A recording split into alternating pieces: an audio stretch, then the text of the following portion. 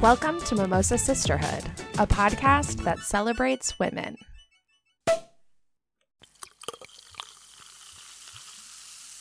Hello, beautiful people. Welcome back to the podcast. This is Melissa, and you're listening to Mimosa Sisterhood, where we pop bottles, get drizzy drunk, and celebrate women's stories, past and present. Today, we've got a women's history episode for you, and holy motherfucking smokes, the women that we are covering today are phenomenal. We cover two women who have made massive impacts on society, their countries, the world, and they've left major stamps in history as fucking badass women.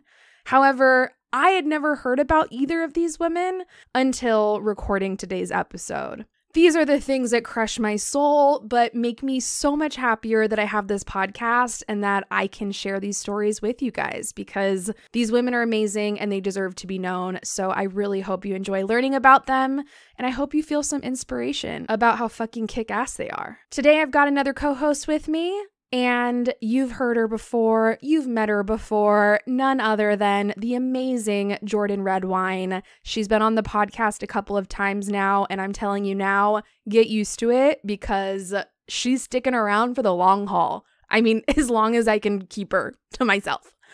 But Jordan has her own podcast. It's called A Novel Adaptation. You've heard us chat about it before. It's an awesome podcast about book to movie adaptations. So if we have any book lovers out there, movie lovers out there, you'll love her show. Be sure to check it out. But today she's on my podcast, and we have a blast as usual. We've got a lot of hilarious chit chat, some great perspectives on the women's history, and we enjoy some great cocktails and wine together. So before we get into the episode, I'm just going to cover the basics that you've heard 3,000 times before, but I know there are still a few of you out there who have not left a rating or a review. And I just want to remind you how easy it is, how quick it is, and how impactful it is to the success of this podcast. I'm sure you guys have heard all about algorithms. They are a pain in the ass and they ruin everybody's lives. Well, guess what? If we get more podcast ratings and reviews, Apple Podcasts will see that. The algorithm will see that. And they'll be like, hold up, hold up, hold up. People like this podcast. Let's promote it. Let's share it with more people. Let's put it on the new and noteworthy page, and let's hype this shit up. So if you have some time today and you haven't left a review yet, it would mean the absolute world if you could do that for me. All right, cool. Well, we've got a super beefy episode today, so I'm not going to waste any more time here. But before I go, I just want to remind you guys how much I love you, how special each and every listener is to me. I see you guys on Instagram. I see you guys in my podcast statistics, and it truly just means the world every month to know that there are people out there listening. So just know that I see you and I love you, and it truly means the world to have you here with me listening these episodes and learning about women. So thanks a bunch, and I hope once again you enjoy this episode, and I'll see you on the other side.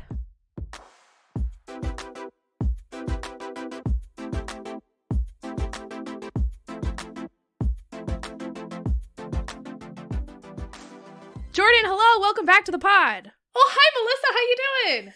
Sounds like we just joined a game show. Oh my God. And I am so excited to be here. It is an honor. I just called you out of the stands and you came running down to the stage, just skipping away. And I have the energy of Aaron Paul at The Price is Right. Like, I'm ready to go. Oh my God, I'm dying. Well, for everybody else out there, we just spent the past 30 minutes figuring out how to set up podcast equipment. Technology is difficult. Look, you have your podcast desk where you have your microphone and your wires, and then you come in and find out that wires are mysteriously missing, and you're like, well, shit. And then you gotta dig through boxes of those, you know, everyone has those random charger cord boxes, and I'm going through like, all right, crappy headphones, connector to my good headphones. Like, I just need something. So we did it. You know what? I blame Apple for all of this drama because every time they come out with a new device, there's 1,000 new cords and chargers and this and that. It's freaking annoying. And you know what else occurred to me recently? I like finally upgraded my iPhone to like a newer version in the past month or so. And when it arrived, I had this like flashback moment where I was like, oh my God, they don't give us headphones anymore. Do you remember back in the day? I don't know if you're an iPhone user, but back when they first started, you got a pair of headphones with every damn iPhone that you bought. Now they don't do that. I am an Android baby. I've always have been. I always will be. You're smart, especially now that I'm complaining so much about Mac. Look, I enjoy my MacBook. It does what it needs to do, and it looks slick as hell. I got to appreciate them for that. But I've never had an iPhone, and from what I hear from other people, like, my problem with my Android right now is that it's like almost 4 years old, and it's slow, and it's running out of space. Mm-hmm. That's my biggest complaint, and obviously, I need an upgrade. That's it. Like... True. But I'm one of those old people that it's just like, well, I have to re-download all my apps and then log into all my apps, and it's just like, I'm procrastinating so hard on that. I know. And then they recently just did the like, you probably don't know this, but with the iPhone, like it used to have a button that you would open your home screen and it would like detect your fingerprint to open it. Sure, well, they got rid of the button and now you like swipe up and it like detects your face. And it's just weird, especially after I just finished the series You. Did you watch that? So I have many things to say. I'm gonna push my... So I watched the first season of You, thought it was fine, but the book was obviously better. Oh, like, I didn't even know it was a book. It's a series, Melissa. Leave it to you to know the books first. Yeah. Well, I stayed up, the first book, I stayed up until 4 a.m. because it was so good. It was a work night too, so that was a thing I do not regret to this day. But of course the book was better, and then I read the second book and wasn't a fan.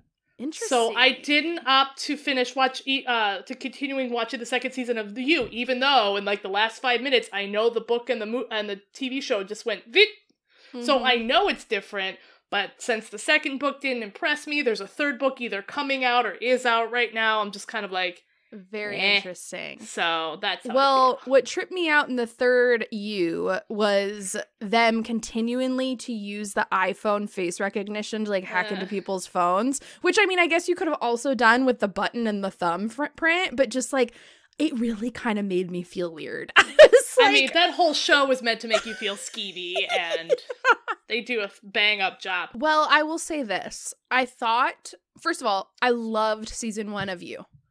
From somebody who's never read any of the books, didn't even know there were books, I would say the first season was fantastic.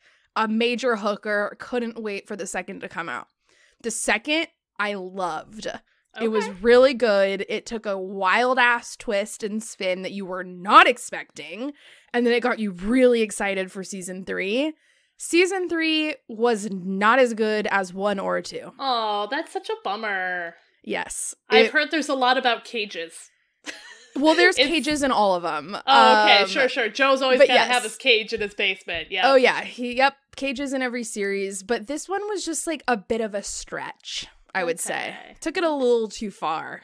Right. The first 2 were believable. They seemed realistic enough. Like, okay, we're dealing with a real psycho here. The third one was like, all right, somebody needed to figure out how to, like, really elaborate on this story and take it to another level. But when they do that, they go too far, and then it's not as realistic anymore. It jumped the shark, is what you're saying. Yes.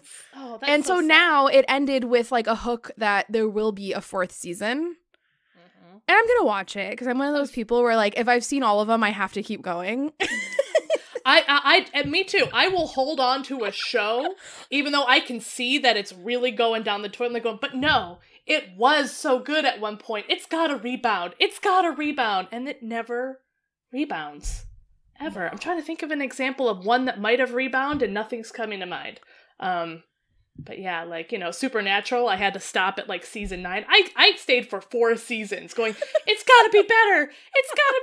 And I'm like going, oh my God, no. And then, Oh, Game of Thrones, where I kept thinking, yes, as long as I make it to the end, it's gotta get better. Well, and the end was the worst. Oh, the end was terrible. And I'm doing the rewatch right now just because it's on in the background while I'm working. It's easy to keep on there. And then I stopped to watch the fight scenes because I'm like now analyzing fights in my free time. And oh wait, because of your side hobby, right? Right, yeah. Okay, I was already planning on bringing this up, so okay. This is a fantastic segue, but I want you to finish telling me about the fights in Game of Thrones.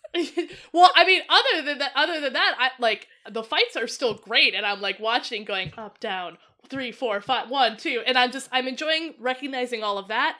But it's just making me angry. We watch it because we're going, yes, this show was so good. It was so good, and now I just have to I look forward to it just being trite, just terrible. Okay, tell us about your kung fu fighting. And we were all kung fu. No, sorry, no license there. What is it? 5 seconds or 10? Yeah. No, yeah. So I am one of the new things. It's a new thing I've picked up, but something I've been interested in for a really long time is stage combat. And it's something I've always wanted to do since college, but my university, even though I was a theater major, we maybe had like 2 stage combat workshops, and that was it. So I kind of put it on my mind, moved on and had a big girl job like everyone told me I should, and then during COVID, everyone's starting to like look at their life and go, do I really want to do this the rest of my life? And, now we're doing the Great Resignation. It's called, where everyone's just leaving their job going, fuck it, I'm done. Like, this isn't what I want to do for the rest of my life. And even one of my colleagues at my job resigned and said, yeah, I'm going off to be a yoga teacher now. And I was like, good for you. Like, she just left her corporate job. I was like, well, nah, I'm going to yoga it. And I was like, I'm so proud of you. Like, I don't know you that well, but yeah. So I'm kind of looking that route. Maybe I'll take it, maybe I won't. I'm just kind of like up in the air, but yeah, I joined a local stage combat and stunt troupe in Southeast Michigan that I'm super excited. So the stunts was unexpected because I actually, as I'm working on stunts, I found I'm not a stunt person. I will never be a stunt person, and I'm a terrible stunt person. But I like playing with swords, and I like throwing fake punches. So, yeah. So how does it work? So are you playing a character, or is there a specific like scene that's been created that you guys are acting out and you're somebody in this like scene? Well, no, not necessarily. So, for example, this group meets, and I'm just speaking from this group particularly, they meet 3 times a week. On Tuesday nights, they'll have like specialty nights, and because of, the time we're recording, October 26th, we all know what happened last weekend, right, with Alec Baldwin. Oh, yeah. The gun misfiring. So they're talking about gun safety tonight, like in the message group. Like, well, guess what? No surprise, we're talking about this, because that's part of a weapons master's job or whatever to hit, and try to figure that out. And then Thursdays is just general practice. And normally we'll start off with rapiers, which are like the long swords, the long skinny swords that like you'll see in 3 Musketeers. Mm-hmm. Those are rapiers. And we'll do footwork and like drills, for parrying and attacking. And then usually we'll either continue on learning a fight, and the most common fight is an up, down, down fight. And once you actually kind of figure out what that fight is, that is the most common fight sequence used in a lot of movies. And that's where I'm like watching it going, like even in Star Wars, you see lightsabers, up, down, swipe. And then like, yeah, it's just like this, because it's easy, and it's also easy to train actors. Mm-hmm. So it's just very interesting. So we get to practice different weapons, different drills, and then sometimes we move on to stunts, which again, I've already said, I hate like rolling. I can't believe how afraid I am of somersaulting on a fucking mat, but I am, and I always end up hurting my shoulder, and I'm sitting in the corner going, I'm done! I can't do it! I'm such a baby. Oh my god. That's so cool, though. Like, what a cool, like, hobby to have, and, like, learn more about it, and then figure out, like, what it can do, for what you can do with it for the rest of your life. Like, yeah. I mean, even just in the stories we cover on this podcast, like, literally, nothing shocks me. Nothing surprised me. Everything is possible. People have been doing it for years. All it takes is like actually making the initiative, taking the step, signing up for the thing, showing up for the class, and just doing it. And then the rest is fucking history. Exactly. And, I'm not going to, devote I would like to devote a lot of my time to it, but also I have a job. So it's even if that doesn't work, I still have this job. And, I'm just letting where the wind takes me. That's so cool, though. What a fun thing to be doing. And, I always think that, at the end of the day, you're meeting new people and you're doing new things. And that in itself is just a fun part of life. Just new adventures, new experiences, new people. Absolutely. Love it. All right. Well, are you drinking? Are we drinking? Oh, I've been drinking. Yeah. And, since it's red wine tonight, I put mine in a sippy mug because I don't trust What does myself. the mug say? I was trying to read it. It's of course because I love it. It's my favorite, and I don't want maybe not give them all the credit, but most of the credit for the reason why I love podcast or got into podcasting. Started listening to them and I started loving them. It's the Karen Kilgariff and Georgia Hardstark, those two lovely murderino ladies. I'm drinking out of a sippy cup that says "Stay sexy and don't get murdered." So. Abso-fucking-lutely. And they also were the two queens that got me into podcasts. Oh, of course, yes. Of course. So what are you drinking? I heard there was vodka involved. Yeah, there is vodka involved. So I normally drink wine, but I just I have 6 bottles of red wine at the house and none of them were calling to me. Is your gal Russian? Is she Catherine the Great? I'm just gonna She's not. Oh, she's not. She's not Russian. And I usually try to pair something with my woman and just drop the ball this week. You know what? It's your podcast. You can do whatever you want. So we're really slim pickings on the booze. I just had 1,000 bottles of red wine and we drank a bunch of red wine last night and I just was not feeling like going round 2 on that. Yeah. So I made a vodka with my favorite Trader Joe's. It's a strawberry banana mango juice. Ooh. And it's a vodka, what I would imagine a Mai Tai, a rum Mai Tai, but we're using vodka today and it's fantastic. That sounds tropical and lovely. It is. So maybe on the note of tropical, we are in theme with my lady today. Oh, I see what you did there. Wasn't super planned. But I think you should kick us off today because last time I went first and I feel like you're up to bat. Okay, fine. Let me do a refill first and I'm going to introduce my wine. I got this one. I liked the title of it and I liked the label. Ooh. It's cool. It's a red blend. It's called Beauty in Chaos. And that kind of fits in with my gal. Love it. So it also fits in with my gal. Oh, I love chaotic beauty. And this woman, I had never heard of her before. And it's just something that I came across in a random article. And I've started a list of interesting women I want to read more about, So, and she was one of them. And so I'm trying to figure out how to introduce her because she's fantastic and she is definitely a rags to riches story. This woman starts as a woman who was kidnapped as a slave for sex trafficking and turns out being the queen of the Ottoman Empire. She really? Yeah. Mm-hmm. Wait, so she was the queen prior to even being kidnapped, or she became a queen later? She became the queen later. So let me talk about, and my apologies. I was learning Turkish and found I didn't like Turkish, so there is a lot of mispronunciation that's going to happen here. So I'm going to do my best, and again, apologies for all. Yeah. So we're going to talk about Hurrem Sultan. She was originally the chief consort and wife of the Ottoman Sultan Suleiman the Magnificent. So she married a guy who titled himself the Magnificent. So you're thinking, all right, cool. But that is, as a wife and a consort, that's just one tiny part of her resume because Hurrem was one of the most influential and powerful women in Ottoman history.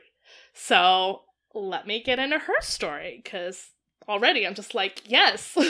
Yes. A concubine who's a queen and becomes a powerful woman. Love that shit. We love that story.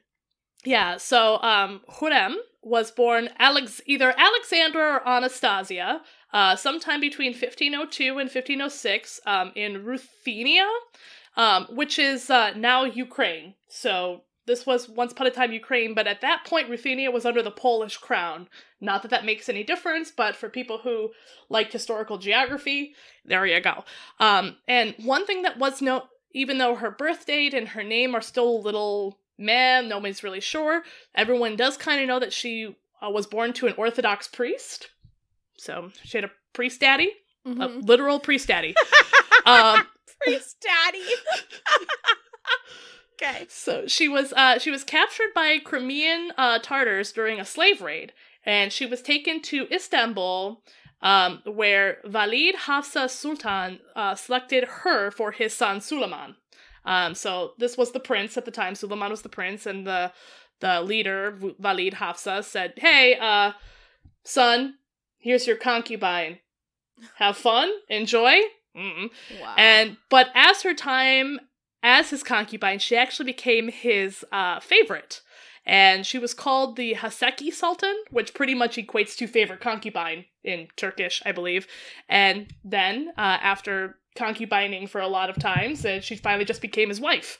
And so she was actually, so European ambassadors noted that she had red hair, green eyes, and white skin. Like, that was her whole ideal. And because of her red hair, she was also known as Roxolana.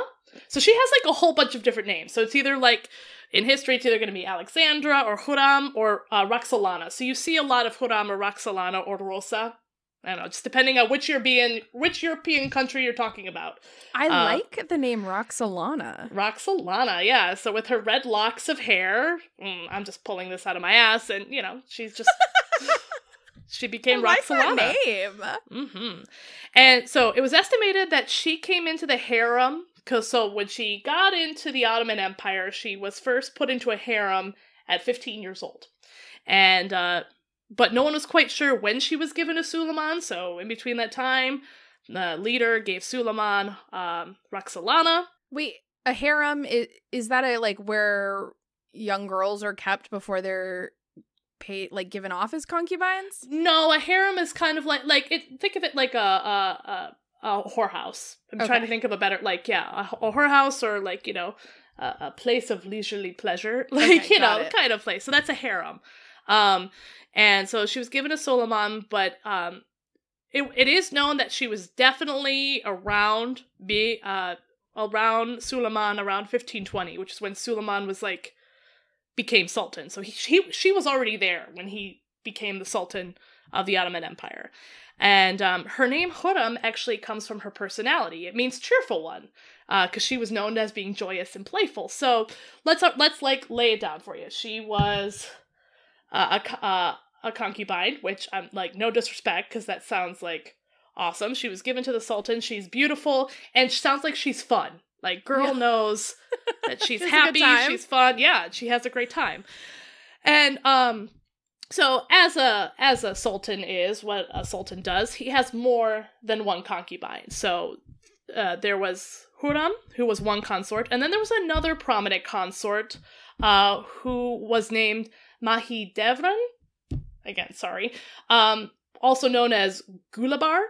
Those are her, like, two names. And it was rumored that Mahidevran and Hurrem had, like, a rivalry because, of course, in history, when you have two women and one man, there's gotta be some sort of drama, right? But, again, those are just rumors, and Turkish historians have argued against that. They're, like, going, I don't think it's as exaggerated as you think it is.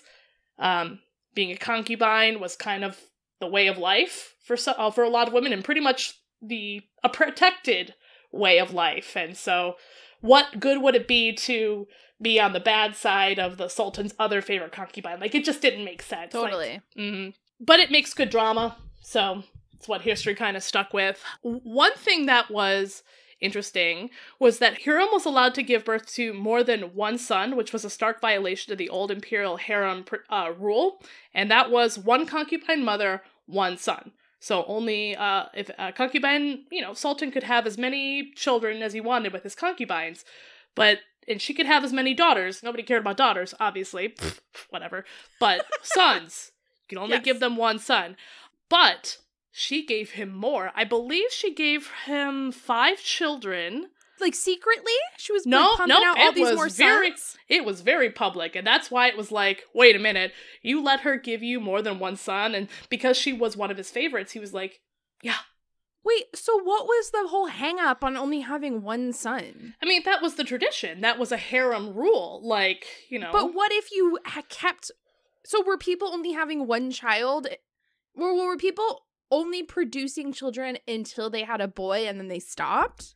Well, I think maybe, like, if a sultan was, and I'm just guessing at this point because I don't know the intricate politics of harem in the Ottoman Empire in this era, but I think, like, you would sleep with this woman and, you know, she could give you children and she could have a lot of, I mean, nobody was preventing or was even looked down upon if a woman produced an heir for a sultan. That wasn't even, like, frowned upon. I don't even think they were considered bastards. Again, from what I'm reading, nobody looked down on these children. They were never, like, bastards or whatever. It was just like, I had a whore. Sorry. I had a whore. No, I had a, you know, there are so many other words for them, and I don't want to keep using the word concubine and whore. That sounds awful. What's another good, I had another good, like, the only other word I think of is, like, sex worker, but she wasn't a sex worker. She was a slave. Kinda? She was a slave. I mean, yes, she was a slave, but she was a slave that she was given to Solomon as a slave, but she definitely worked her magic and wielded her power in that position. Like, she didn't have really any other choice. So, yes, for a slave from that point of view, but she made the best of what was given to her. Totally. So, a consort. There's another word for one. So, I'm going to use consort, too, because I like that word. So, she was, she actually bore the majority of Suleiman's children. So, it wasn't just, like, one son. And the reason for this, actually, I did write that down. The reason for the one son thing was designated to prevent a mother's influence over the sultan. So if, like, the sultan had more sons with a consort, then that woman could, in the theory, she would have more control, more reign, not only over her sons, but of the sultan, which is a fair fear, because that's kind of what happened. Spoiler alert. Like, she had a lot of children, and she was his favorite, so she wielded a lot of power. So the exact dates of her children are kind of disputed, but she did have 5 children. So they were Shahzadeh Mehmed, Hurrem Sultan, Shahzadeh Abdullah, Sultan Salim II, and Shahzad Bayezid. And those were, like, over 4 or 5 years, so they were getting busy, and she was obviously very fertile, so... And their last child, Shahzadeh Shigangir, I think, was born a hunchback, but by that time, like, nobody really cared, because Hurrem had given Suleiman enough healthy sons to kind of secure the Ottoman dynasty. So, she's safe, her sons are safe, for the most part. And so, this hunchback kid, whatever, he's fine. There's always one in these time periods. Like, I wonder, though, like, you hear a lot about historical hunchbacks, right? Yeah. What happens to the hunchbacks now? Is that, like, that... Are there any? I haven't met any, not to say that there aren't, but, like, it's, like, you feel like in history, every other person was a fucking hunchback, and now it's like... Once we got the Hunchback of Notre Dame, it was just, that was just the norm now, that there were hunchbacks. Yeah, I guess so, but maybe we fixed it. Yay, modern medicine? I don't know, so. Oh my god. So, Suleiman's mother, so the Sultan, she died, her name was Hafsa Sultan, she died in 1534, and after that, of course, the mom dies, so that means the favorite consort's, influence in the palace increased, because now the mother, like, the matriarch of the house is gone, so she kind of becomes the new matriarch, and she took over ruling the whole harem. So now she's like the madam of the harem. Like, she runs we started as sex slave, went to sultan's favorite consort to run it. She's a madam. Like, she runs that whole business. She's an entrepreneur. Exactly. Yes. That is a good thing. Yeah, that is exactly what she is. And she became the only partner of the ruler to receive the title Haseki, which like I said, was his favorite. So the only time in history she received that title, Haseki Sultan. And when Suleiman decided that he loved her so much, right, he freed her and then married her. So he didn't just marry her as a slave. He, like, freed her and gave her name, and she became Haseki Sultan as her name. And the Sultan, at that point in that history, adding Sultan to a woman's name or title indicated that she was part of the dynasty now. So she is queen bitch, she's queen mother, she has, like, 5 sons. Don't mess with her. So, do you happen to know if, like, his family, like, was this unconventional? Was this common? Like, was this a scandal? Well, I mean, as far as the scandal goes, because there was definitely some controversy that was whispered about, because, like he said, the one consort, the one son rule, but they completely broke barriers on that one, and the Sultan said, nah, I like her. I'm just gonna keep sleeping with her. She can give me more than one son. I don't care. And I'm actually going to get into it, because you remember that other consort that there was rumors that, like, you know, they were having a feud, like, I'm his favorite consort, no, I'm his favorite consort. Well, there was kind of, like, some rumored Game of Thrones shit going on about killing someone else's son in there, so I'm going to get to that. Okay. So, in either, like, 1533 or 1534, you know, Suleiman married Hurrem in this magnificent formal ceremony, and, oh, yeah, and I did put in my notes, though, never before had a former slave been elevated to the Sultan's lawful spouse. Whoa. And it astonished many people in the city. They're like going, excuse me, wasn't she just a slave before? And he's like, yeah, but she's really pretty. Have you seen her? She was a really great slave. She was awesome. And she's cheerful and joyous. So, yeah. And, you know, but I guess she also wasn't allowed to marry the Sultan until the Queen Mother died. That had to happen first, because I think the Queen Mother probably would have had big frown. So she died, and then she got to marry and now be the queen, essentially. So she also, fun fact, became the first woman to remain in the Sultan's court for the rest of her life. So pretty much, like, not only did she get to be the consort and get to be the queen, she stuck to that position her whole life. And in the Ottoman imperial family tradition, a sultan's consort was to remain in the harem only until her son came of age, which is usually around 16 or 17, after which the son would be sent away to the capital to govern a faraway province. So, like, you know, if I'm gonna talk about it in Game of Thrones terminology, you know, oh, look, I just gave birth to, you know, somebody, you have to go look over Winterfell, or you have to go look over, you know, a different province here, you know, you get to be the lord of that area, essentially. But, well, and by the way, if anyone cares, this tradition was called Sanchikba Balihi, and when the sons went, the mothers followed them. So, like I said, it was one son, one mother, and when the sons went to go lord over a province, the mothers went. And at this point, too, the Ottoman Empire was, like, fucking huge. So it could span anywhere from, like, Eastern Europe, where it is now, all the way to, like, you know, the part of Asia. And I wish I had a map, but it was big. So the mothers would go with them, and the consorts were not to return to Istanbul at all, which was the province, or I guess at that point it would have been Constantinople. Thanks for the update.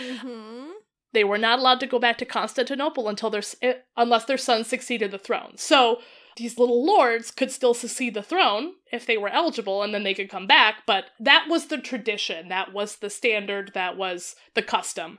So, but in defiance of this custom, her sons went off to be lords, and Hurrem stayed behind. And even after, you know, even after they went to go govern, she was the queen. So why not just stay with your husband?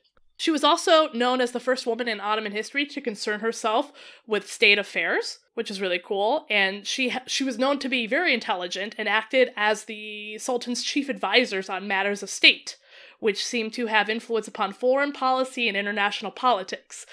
She frequently accompanied him as a political advisor and sat through council meetings through a wire mesh window. So, you know, she wasn't allowed to be there, but she was always there listening. Through a mesh window. You can't see her, but we're just gonna pretend she's not there. Yeah, it's fine. Do not pay any attention to the woman behind the curtain. Yeah. Which I think is always the most dangerous. It's the woman who isn't allowed to say anything but has the Sultan's ear. Okay.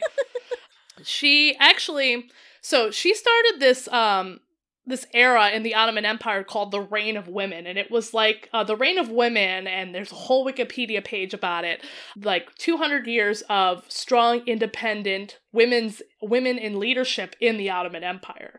So it's just really interesting if you want to go down that rabbit hole. And because her influence to the Sultan was so significant, rumors circulated around that she was a witch, and she obviously bewitched him. Of course. Yes, she bewitched him with her cunt. What of it? Like, oh my god, it's hasn't so ridiculous. Any other man in history? Like, come on. So back to, remember when I said there was like some Game of Thrones rumors about like sons and like that other consort? Well, this other consort, if you recall, Mahidevran, she had also borne other princes. So she also kind of broke that rule because they were both the favorite. And Mahidevran's son, Mustafa, was the eldest and was supposed to be the first son in order of succession. Like, he was the oldest son. Obviously, that was supposed to go to him. And traditionally, when a new sultan rose to power, he would kind of order to kill all of his brothers to ensure that there was no power struggle. Like, that was a common practice. Could you imagine?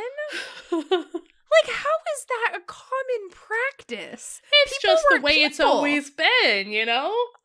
But I chop up all your brothers, adios. I mean, I guess that's also a question I had, because if they were off ruling provinces, you'd still want them ruling the provinces. So were these the brothers that didn't have a province to rule? Or, like, that's where I'm kind of like, wait a minute. The practice is weird, and it doesn't kind of make sense, but I guess if you just didn't want a power struggle, why not commit fratricide, I guess? So, Mustafa, the oldest son, was supported by the Sultan's Grand Vizier. And again, he kind of had the right to the throne. But Hurrem was usually held at least partly responsible for also naming a successor. Again, so this is like history kind of being really fucking vague. And so while Mustafa had claim, Hurrem as the queen was, I guess, partly responsible for naming the successor. So she wasn't going to name somebody else's son as the new sultan. And so I guess, you know, she just decided to name her own son. Yeah, she just said, Mustafa, you're no longer going to be the prince, and my son will now be the prince. And in order to attempt to avoid any execution of her sons, you know, in this whole fratricide massacring thing that was tradition, she actually used her influence to eliminate all those who supported Mustafa's ascension to the throne. So while she didn't flat out kill Mustafa, she killed a lot of the people who said, I support his claim. So he didn't have any support to back him. Oh shit, that was really smart.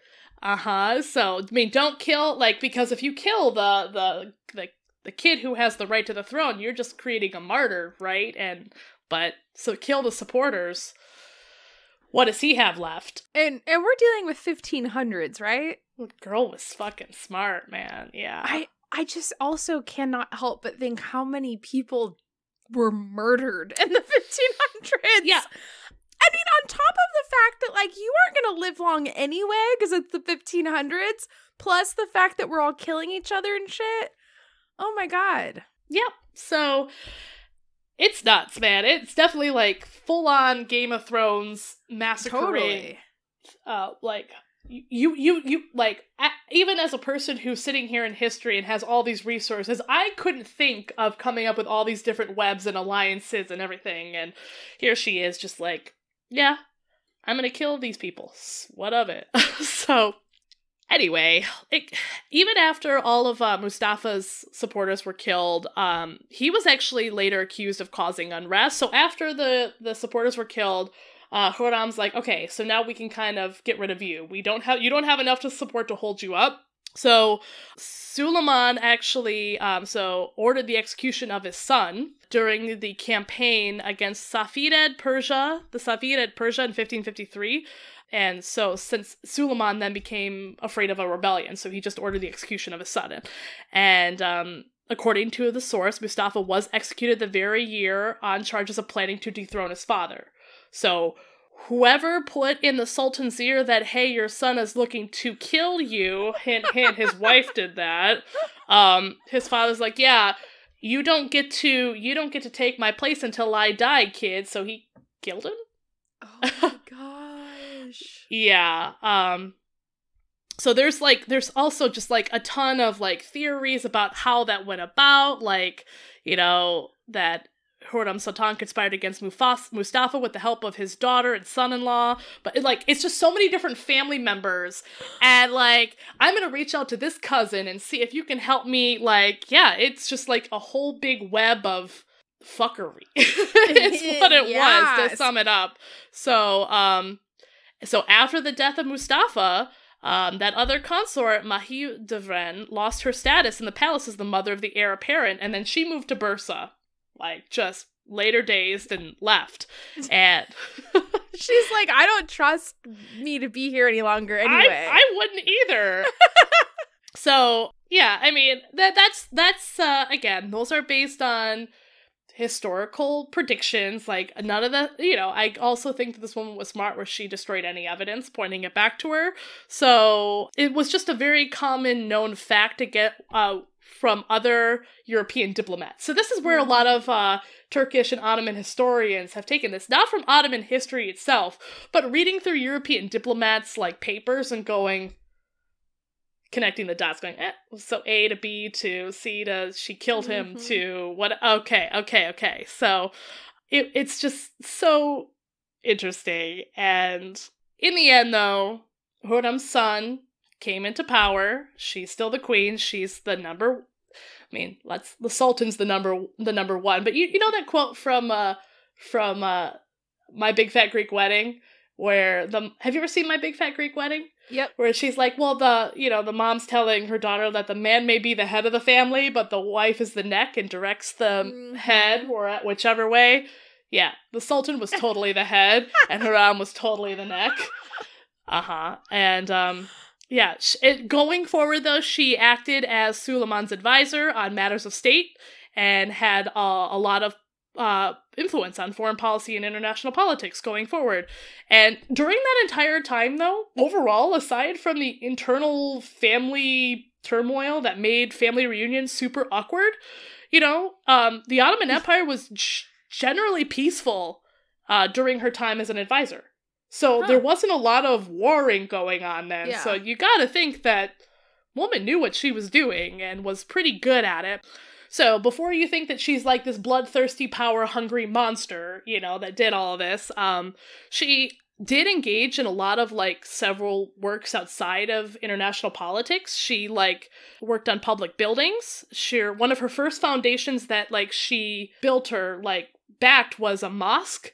She helped fund or was behind 2 Quranic schools, a fountain, and even a woman's hospital near the woman's slave market in Constantinople. So she was like, yeah, all about building. Women's slave market? Yeah. So maybe she didn't get rid of women's slavery, but she did build a women's hospital next to it, I guess, to help the slaves. I don't know, but that is just absolutely horrific. Whole thing. And she also had, she also established in 1552 the Haseki Sultan Emirate, which was a public soup kitchen to feed the poor, which was said to have fed at least 500 people twice a day. And she also built another public soup kitchen in Makkah. So she, like, you know, she was doing her goodness. She had some good deeds. She had some things, and she was also a woman of her time. So it's kind of like she's just a very interesting human being. And I was really bummed that there wasn't a lot of, like, you know, we barely get movies about historical women to begin with, but, like, nothing. Totally. As cool as Anastasia is, and I know you just did her, like, the Romanovs as well, if I have to hear one more goddamn Anastasia movie or TV show, like, she's interesting, but there are other women out there like Hurrem who are Totally. Yeah. Well, Anastasia was dead by 15. It's not like she did anything within that time period. Right. I mean, she was a mystery. She was an enigma and a mystery for so many years, and that's, I think, what, like, drove it and why why people are so fascinated. But, like, there are women here who actually, like, and not to say that's Anastasia's fault, the girl was murdered. That's tragic and horrible, but Hurrem in her lifetime did so much, good and bad, but, like, rose from sex slave to queen of the Ottoman Empire and did so much in that time. So yeah, she died on April 15th, 1558, and was buried in a domed mausoleum decorated in exquisite Iznik tiles depicting the Garden of Paradise. And her mausoleum is adjacent to Suleiman's. Hers is, a Garden of Paradise and everything, and his mausoleum, I guess, is more somber. So I guess, like, she just was, like, all about joyful, like, gardens and color, and he's just, like, straight to it and strict. So, and that, if you ever want to go see it, I guess is in the courtyard of the Suleimani Mosque. So cool. And that is the story of Hurrem Sultan, or Roxolana, or Alexander, or Alice, whatever part of the history you want to talk to her about. That bad bitch. I raise a glass to you.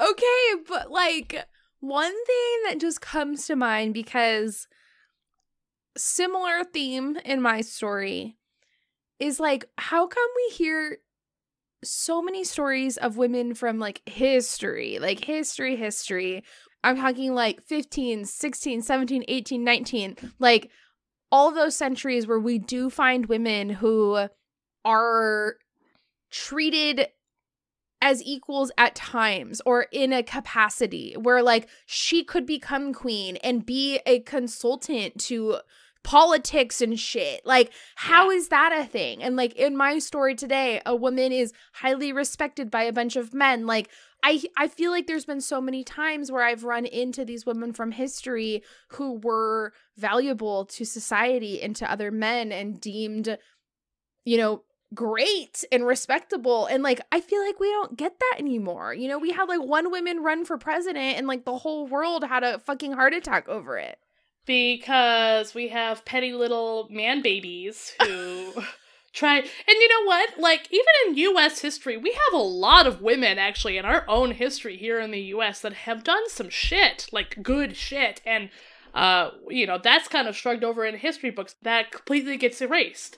And it's disgusting. And then you've got, women who are trying to do things now. And again, unfortunately, mostly men. Not to say that women aren't also part of the problem, but they will, like, come out and say, like, but she's a woman. And it's like, I just wonder, though, like, how in a time where there were literally female sex markets, that at that same time period, there could be a woman as a sex slave rise to queen and become a consultant? How did those two things exist at the same time? I think it happened a lot, like, throughout the world and throughout history. But also, don't forget, and as terrible as it is, and it's wrong, sex trading was a profitable and huge, and usually, not just region-wide, but expanded a long ways, so... Yeah, it just was so common that it was so like, common, and don't forget, yeah, profitable. That was the thing. So I'm not excusing it. It's terrible, but it's just the way. Like, if I was going to pick why that was a thing, I think that's why it was a thing. What a wild story! That is so cool and interesting. I even, when you had said at some part in your story to look up women of the Ottoman Empire, I literally just Googled women of the Ottoman Empire, and there is at least 25 people that popped up on this list instantly through Google. Yeah, there are so many fascinating women, especially in this era and this time, and since the Ottoman Empire, barely exists. It's been shrunk down to kind of like all of its history is now encased in Turkey, but it's rich and it has so much, and we also, and this is where I could stand on my soapbox and complain that the U.S., we only care about the U.S. Nothing happens in history outside of us. Like, the world didn't exist before Christopher Columbus discovered us. There was England, and then there was us. And it's like, Africa's one big giant continent that has no discernible features other than it's Africa. Like, that's just, unfortunately, that's how the U.S. public school system is. That's how we're always taught. And that's why I love your podcast, because it's like, serious. It's just like, you've got other, like, I was listening to your Winnie Mandela episode, and damn, that was an eye-opener, you know? So, Right? like, fuck. Not just Nelson Mandela's wife, but other things. Oh, yeah. She had a lot going on there. Mm-hmm. Oh, yeah. So, yeah, that was I think that was one of our villainess episodes. yes, it was. Yes, it was. So It was our first one, I give think. It to me. Right? Yeah. Which you would never think Nelson Mandela's wife would be a villain. Yeah.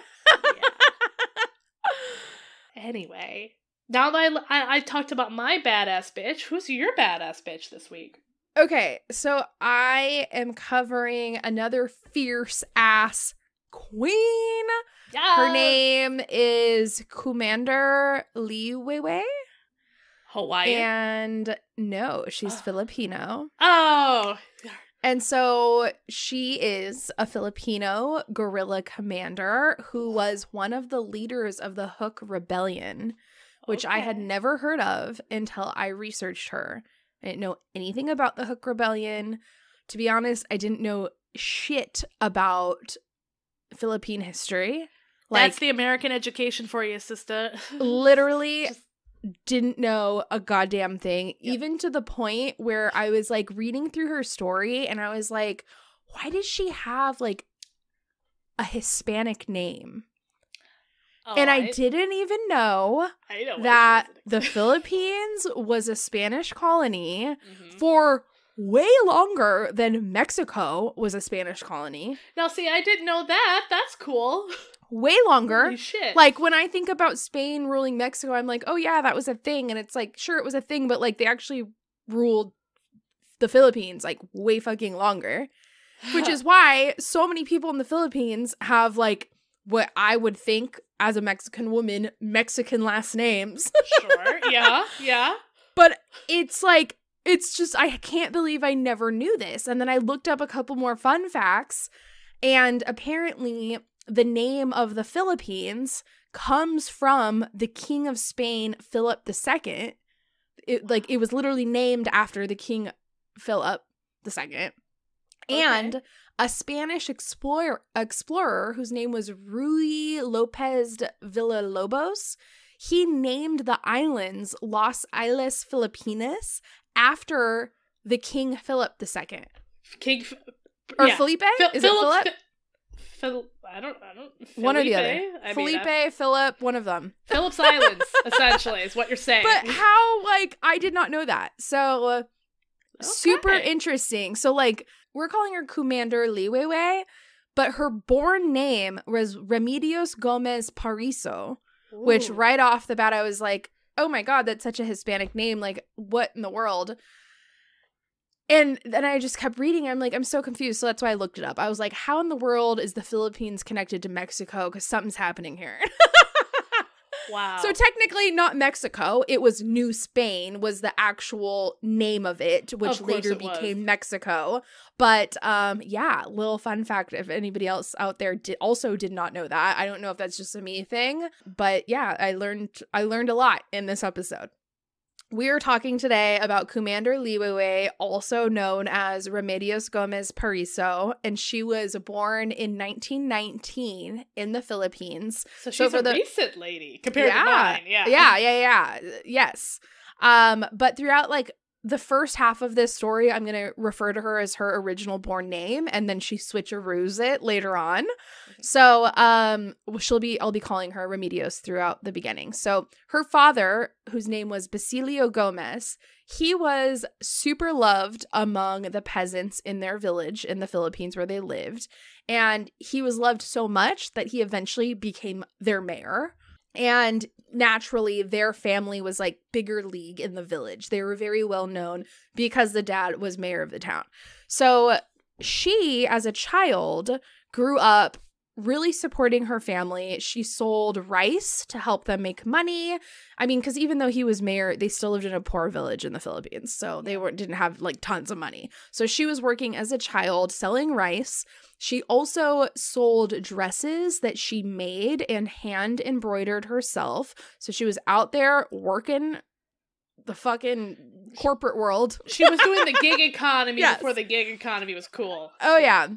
And, you know, other than that, she was your everyday young girl child. She loved dancing. She was a big singer. She was obsessed with perfume and makeup. And she was always putting on like colorful costumes and dresses and dancing around town. So she had like a big personality, really kind of a girly girl.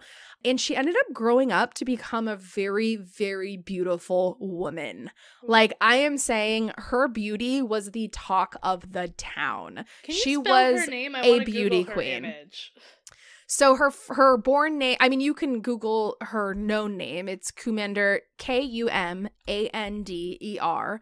Liwayway, Liway. Okay. There's very few pictures of her on the internet. But I mean, like 2 photos of her exist that I could find.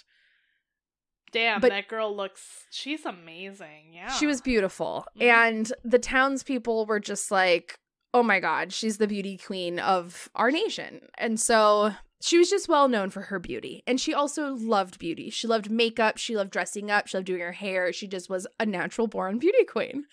And so all was well in life over there in the Philippines until the Huk Rebellion began. And I'll tell you a little bit of backstory of how that happened. So in 1941, Japan invaded the Philippines shortly after they attacked Pearl Harbor, which I also did not know this.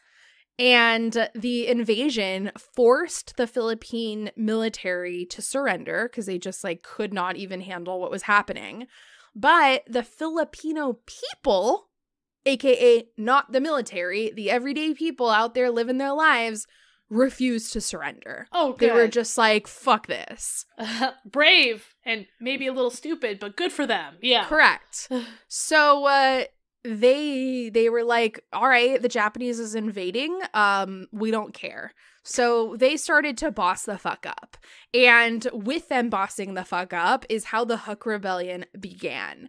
And so Huk Rebellion is shorthand for, again, just like you, I'm probably going to butcher a lot of these pronunciations, Huk Rebellion, which is named for the Tagalog acronym of another very long word I'm going to fuck up, Hukbo Ningbayan Laban sa Hapan. Perfect. Which translates to People's Anti-Japanese Army. Okay. So they literally created a civilian army in order to fight off the Japanese invasion. And they called themselves the Huks, and it became the Huk Rebellion. So while the Huks were building up their resistance group, Remedios's father was doing the same thing in their own little village. But as he was like forming this group and like, you know, word had spread, like, we're all going to fight. So all the little villages were sort of creating their own mini Huk groups. Her father was doing that. And as he was building this, he ended up getting betrayed by a fellow Filipino person in the village. And he ended up getting captured by the Japanese before he could like really make any movement within his Huk Rebellion group. So, like, maybe they were, like, chatting around town, seeing who was interested, but, like, nothing really caught up to speed before he was captured, which, like, I think is important to note before I get to the next part of what's about to happen, because he basically accomplished nothing. Like, no group was formulated. They hadn't made any action. No plan was made. It was, like, the beginning rumblings of, like, hey, you guys, we should do this. He was captured by the Japanese. He was paraded down the street in chains all the way to the village town square. Once they reached the town square, they tortured him in public in front of everybody, and then they executed him and hung his body up on display for everyone to see it.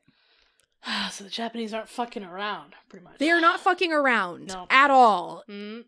And again, her dad, like, hadn't even really done anything yet. Like, he had maybe, like, brought a couple of the homies from the way to, like, hang out at the bar and chat about, like, yo, how are we gonna pull a group together? And that was, like, the extent of it. And that is the punishment that he got for that teeny tiny little thing that he had done. Wow. So it was obviously not cool in the Philippines right now. Like, people were not settled. No one was feeling good when they woke up every day. It was bad vibes. I mean, I feel like public torture and execution definitely isn't a motivation builder. Like, yeah. Yep. So this power move by the Japanese was a massive warning to the rest of the Filipino people to stand the fuck down or end up like your mayor. Sure, okay. Yeah, I'm sure they did just that, right? Oh, yeah. Mm-hmm. So, Remedios witnessed her father's death. She saw it, as did her mother and the rest of her siblings, because it was what was happening in their town square. Mm-hmm. And it was horrific, obviously.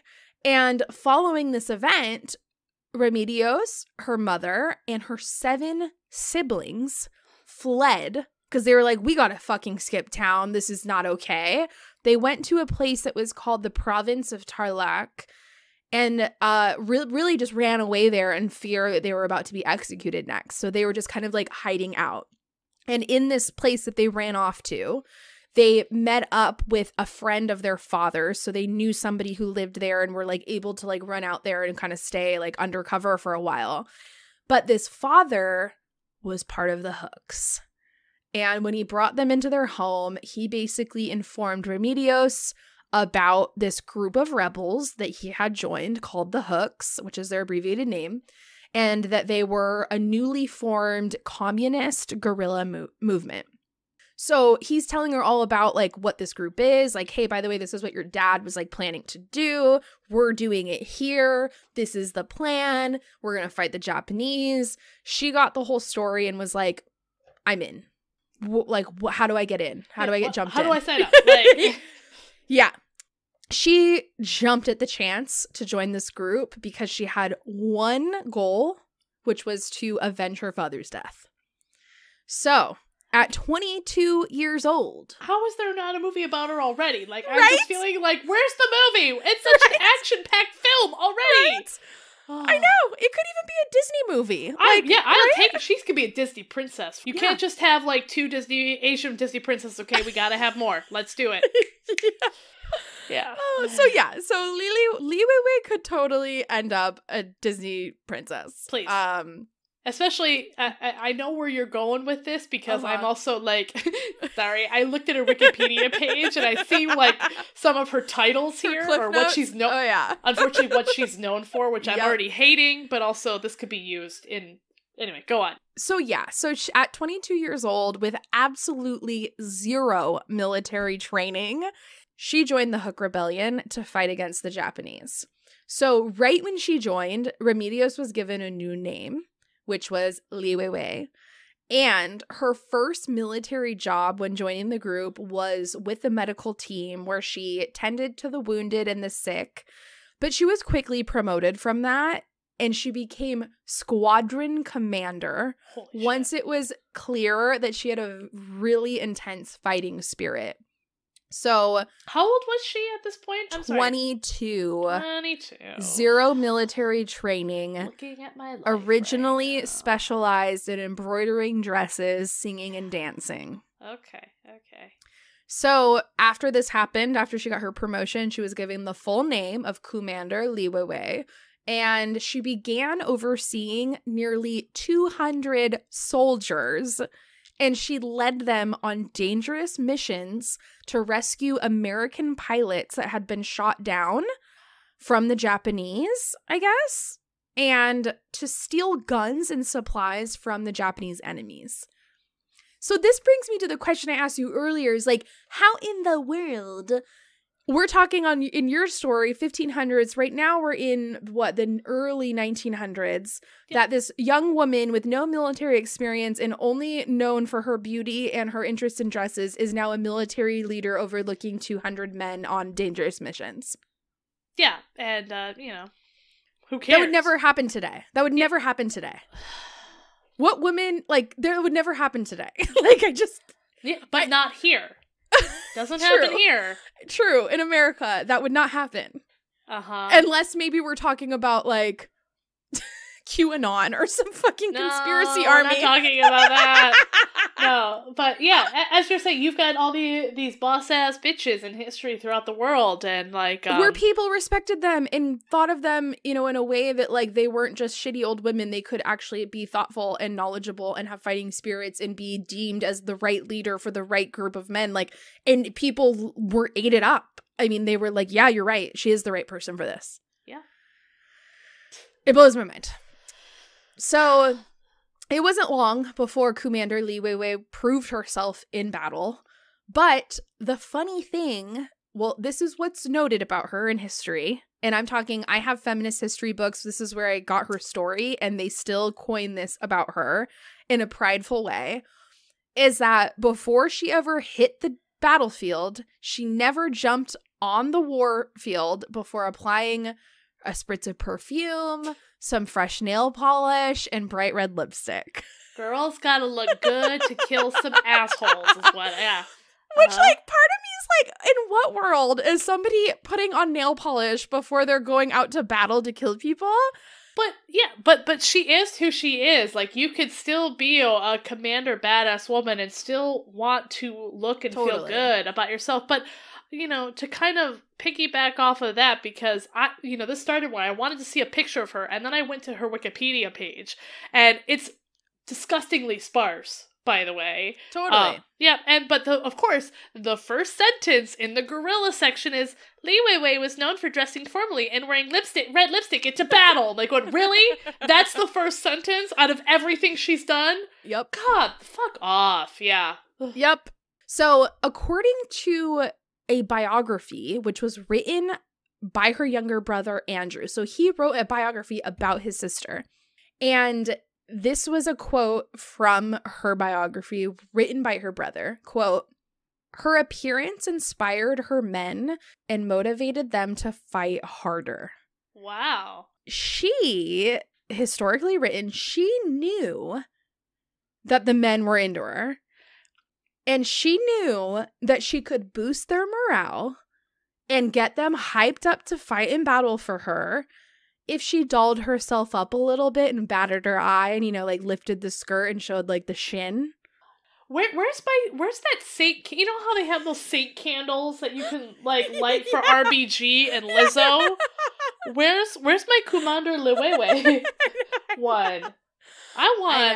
I want to light a saint candle to her because she's, yes. So what's so funny, which is literally a line out of this book by Gone Badass and Broads, the author wrote in here, the one time in history that sexism paid off for a woman was when Kumander Liwayway used her beauty to her benefit by allowing sexism to play its role, and she batted her eyes and she put on her eyeshadow and spritzed her perfume and did a little flirt here and there, and the men ate it up as they would, and in turn they were absolutely loyal to her, dedicated to her, and were willing to fight to fucking death to win against the Japanese if and only if she was their leader. Yeah.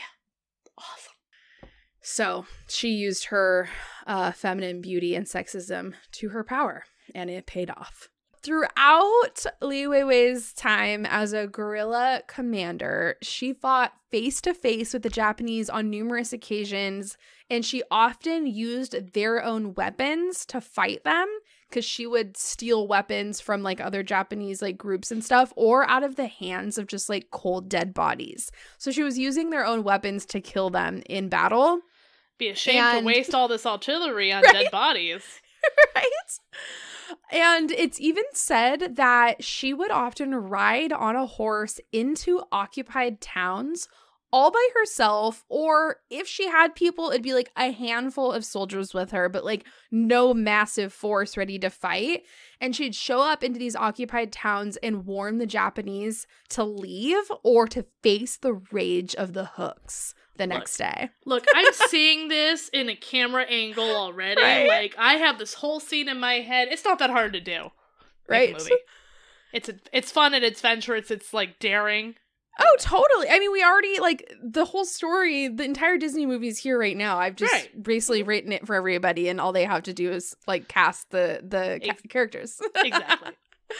So she had one pretty infamous fight, and it took place at the Battle of Kamenansi. And the Hooks, so when this was happening, the Hooks, which were there like lots of little Hook groups, but they were all like one large group, they'd be like off doing their own things at times. So a few of them were like very outnumbered, and they were getting their asses kicked in this battle. And so their commanding officer of this group that was getting their asses kicked basically was like, we have to retreat. We're not going to win this. Like, let's get the fuck out of here. And so they took off, but Liwayway and her men were still there. And they were like, well, we're going to hold down the fort. We're not leaving. So they held their positions, and they kept fighting, and they kept fighting, and they kept fighting. And eventually, like, other Filipino reinforcements arrived to like save them from this like treacherous battle. But when they showed up, she was fucking fools up, and her men were fucking fools up, and it turned out that they didn't need any rescuing at all. Oh my god, that's awesome. So she pretty much defeated this battle when many other Hook groups retreated and said, like, we give up. We're not going to do this. She stayed, and her men ended up killing so many Japanese people, and they won. Not Japanese people. They killed so many Japanese soldiers, invaders, and they ended up winning. And so that's like her most famous memory from her time on the battlefield. But she is also famous for having challenged a fellow Hook commander to a duel because this motherfucker basically had some beef to spit and told her that, hey, by the way, one day you're probably going to get captured by the Japanese, but because you're pretty, I would suggest that you just lay down and spread your legs and let them have their way with you. I was going to say, please let him be a sexist pig. Please let him be a sexist pig. Yep. Yes. Mm-hmm. So yeah, he said that, which I'm probably sure, like, at this point, especially after she had her like infamous battle where she just fucked everybody up when all the other fools bailed, they probably, like, within her own Huk rebellion, I bet fools probably started to get like jealous that she was just like kicking ass and taking names, and she was the woman that was doing it. He's totally jealous. The comment made her so fucking mad. Like, she was pissed. She was not happy with this. It made her so mad that she attacked this dude, tried to get him into a duel, but she went like so nuts that she had to be physically restrained from other men in order to not just like straight kill him right there in the duel. They had to hold her back. So she was not okay with that. And in fact, unsurprisingly, she received many sexually aggressive comments during her time in the Huk Rebellion. And they were from the Japanese, her enemies, the Japanese enemies, and her own people, which I'm not surprised about at all from what I just said. But ultimately, she's quoted to say that, like, it fueled her. I mean, she didn't quote verbatim say it fueled my fire, but she was like, in her perspective, these constant sexually aggressive comments made from all the men around her just like really got her more angsty and more ready to just like ruin people's lives. And it helped in a sense. Like, of course it was horrible, but like when you're on the battlefield and your only job is to kill people, when people start popping off and saying shit, I mean, you just only want to kill people more. Like, I mean, just hearing about it fuels my fucking fire. So right? Yeah. So it just made her more cutthroat and more gnarly in battle. So hashtag sorry, not sorry. But eventually during battle, Liwayway stumbled upon a man that she had recognized. This is the man that she'd been searching for a very, very, very long time. And she finally found him. It was the man that killed her father. So she had remembered this man's face from the town square, and she had told herself that day, I will never forget this face because I'm going to look for it every fucking day to avenge my father's death. And so this whole time that she's on the battlefield fighting, every time she kills a man, she pulls up his hair to look at his face to see if it's homeboy. That's some serious Arya Stark energy. And I know I keep going back to Game of Thrones, but fuck, yeah. Oh yeah, she looks at every man that she faced on the battlefield to see if it's homeboy. And it hadn't been all this time until it was. So she found him. And when she found him, this man knew he was caught. Like, I don't know if he instantly knew that, like, oh my god, this is the daughter of the man I tortured and killed in the town square, or if she had to tell him. But eventually, like, it clicked. And he knew he was fucked. So he was, like, cowered off into the corner, begging for mercy as she stood over him, smiling down, flashing her pearly whites with her bright red lipstick. And she did not kill him in that moment. What she did was she got her men, rounded them up, and it said, take this man away, but keep him alive. We technically never find out what happens next, but I think it's safe to assume that she had her way with him as he had had his way with her father. That's also just great storytelling right there. Thank you. Love it. I'm so intrigued. Like, I must know, but also I don't want to know, but also we don't know. I read multiple accounts of like verbatim what happened, and we don't know. We just know he was found alive. He was taken away by the men and kept somewhere. And she had her way with him later. And no one ever heard from him again. That's right. She's gotta Ramsay Snow his ass. Sorry, again, I just was like, on my mind. Your name will disappear. Your house will disappear. Yeah. Absolutely. So throughout the Huk Rebellion, the Huks as a group and as individuals grew to 15,000 armed fighters, with 10% of them being women. Remember, these are just civilians. The army gave up. So the civilians, 15,000 of them, joined forces to fight 10% of this group being women. So mind-blowing. But in addition to fighting the Japanese, the Huks, they also kind of like went a little AWOL for a minute. Because there were 15,000 of them and they'd been like killing people for a while now. Okay, question though. Can you be AWOL if you're actually just a civilian army? That's just I guess not. No. Okay, all right. No, I guess they did exactly what would make sense. But they started fighting against other guerrilla organizations, and they also began fighting against the new government, which was the Philippine Democracy, which was working alongside the Americans, who also wanted the Huks arrested because they were communists. Yeah, that tracks. So, Americans came in, changed a bunch of shit up. Didn't and then like they were the dirty commies. Yeah. Nope, you Huks are radical. We need to arrest you all.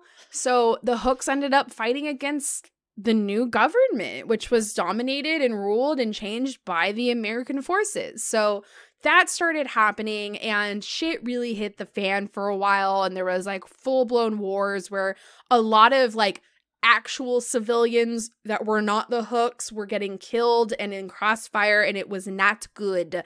So eventually the Huks retreated into the mountains, and they chilled up there for a while to like let things burn off. But like eventually somehow, I don't know if they came down from the mountains or people went into the mountains to get them, but Kumander Liwayway was captured in 1947, and she was charged with rebellion, sedition, and insurrection. But her arrest made her even more famous than she already was. Oh, hells yeah. Because she gave an ovation-worthy speech following the president's statement that the Huks were terrorists, which she replied, quote, "No, Mr. President, you are wrong. We are fighting for a decent livelihood. 99% of us are peasants, so I cannot see why the Huks would terrorize their own families. We, the Huks, champion the rights of the peasants." End quote. I mean, yeah. She's saying this war are the civilians of the Philippines. We aren't against anybody. We're it. like we're the people. I mean, anybody who like did 5 minutes of research before they came here could have told you that. Like, yes. So after she like literally like publicly made this statement out loud, the media ate it up. They ran it in the news. It was everywhere. She became this like wild icon. And because she just made that public statement, she was punished with solitary confinement for I don't know how long, but she was eventually released since there was not enough evidence to keep her behind bars. Because they didn't really have anything on her other than you talk shit to the president and we think you might have like fucked some Japanese people up who literally invaded our country. Well, don't forget, she wears red lipstick in a battle. Oh, yes, of course. But like, that's the thing that they like, hello, they invaded us. The army gave up and we stepped up to the plate. How are we the bad people here? But I mean, it did get a little like, it like really went to the extreme for a period of time. So I can see where they were kind of like, okay, we were cool with you fucking up the Japanese, but now you're like kind of getting like fucky with us too, the new government. So like, we won't have it. But anyway, she got released from prison and she continued working with the Huk Rebellion until she could no longer endure fighting anymore. Like, she got older in age and she's like, okay, I literally can't do this anymore. So she ended up retiring from the Huk life. She got married and gave birth to a son. But sadly, her dreams of living a normal life came to a halt when her husband was killed in a raid by the Philippine constabulary. Constabulary. And shortly after this, she was arrested again. Jesus Christ.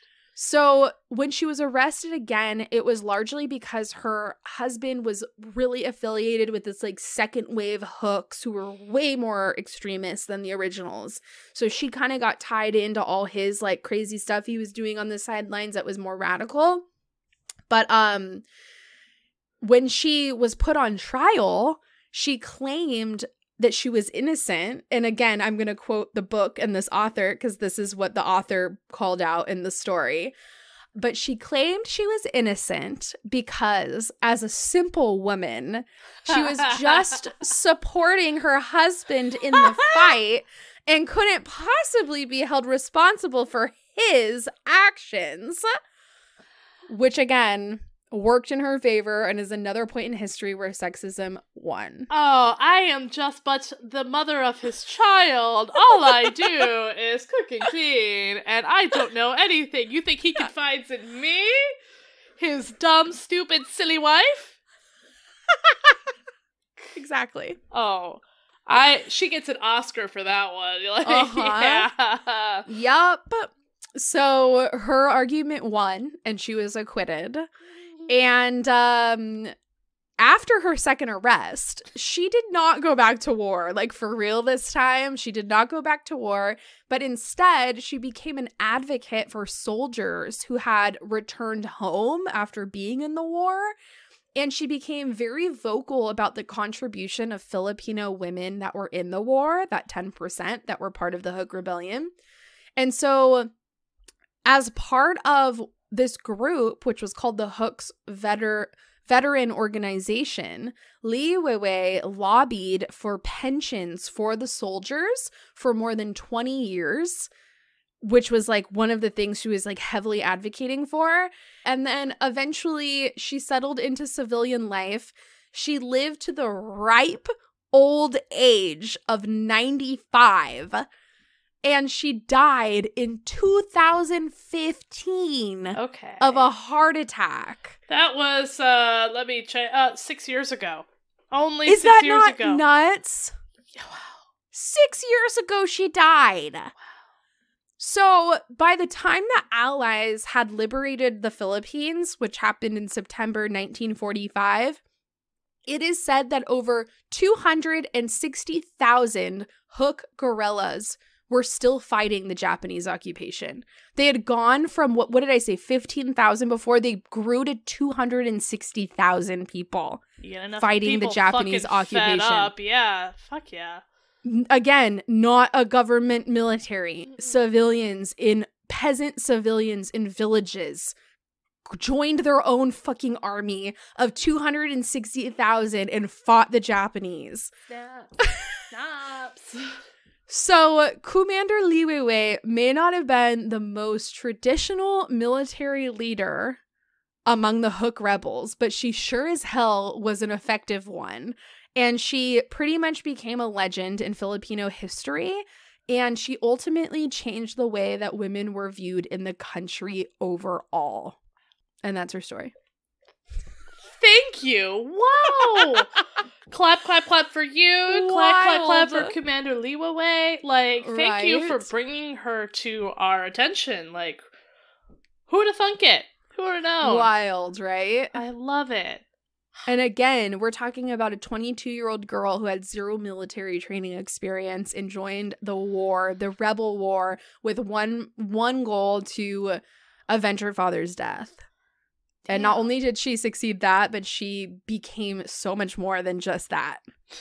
Adding this to my my ideas of novels I will never start. Yes. Look, if Disney won't do it, somebody's gotta. I know. So, totally phenomenal. I love it. And again, how much did I just tell you about her life right now, and how little was there written in Wikipedia? That is it's really insulting. So insulting. Right? Yep. Right. And it says in Wikipedia, and I'm not disputing you, I'm disputing Wikipedia. In 2014, she died at the age of 95 of cardiopulmonary arrest, and that's it. That's all we got for her death. Oh, she might have. I could have gotten the dates wrong. But yeah, I mean, seriously though, like, okay, 1 year off. Still, this amazing woman lived in my lifetime and I did not know about her. Yeah, right? It hurts me. She has 2 paragraphs on her life in Wikipedia. Yeah. So, yeah, like before she joined like this army thing, like she had a dad and he like died or something, and then she went off to war. Those are her 2 paragraphs. Great. Oh man, cool. it's Thanks, wild. Wikipedia. Well, those are our 2 women, both totally fierce.